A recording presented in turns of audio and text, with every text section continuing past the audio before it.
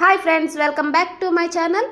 అందరికీ ముందుగా హ్యాపీ భోగి అండి. ఈ భోగి పండుగ ఎందుకు జరుపుకుంటారంటే అది నేను మీకు చెప్తున్నాను. చాలామందికి తెలుసు, తెలియని వాళ్ళ కోసం చెప్తున్నాను అనమాట. ఇప్పుడు సంవత్సరానికి 12 నెలలు ఎలాగో 12 రాసులు ఉంటాయి కదా. ఫస్ట్ వచ్చి కర్కాటకం నుంచి ధనుసు రాశి వరకు 6 నెలలు సూర్యభగవానుడు దక్షిణాయనంలో ఉంటారు.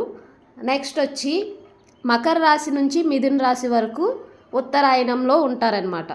సో దక్షిణాయనం నుంచి ఉత్తరాయణంలోకి వెళ్తున్నాం కాబట్టి ఆఖరి రోజు భోగి రోజు దక్షిణాయనంతో సమాప్తం అవుతుంది అనమాట.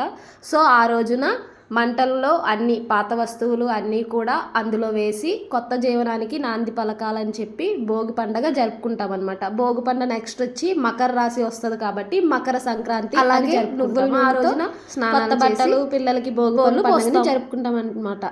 Please like, share.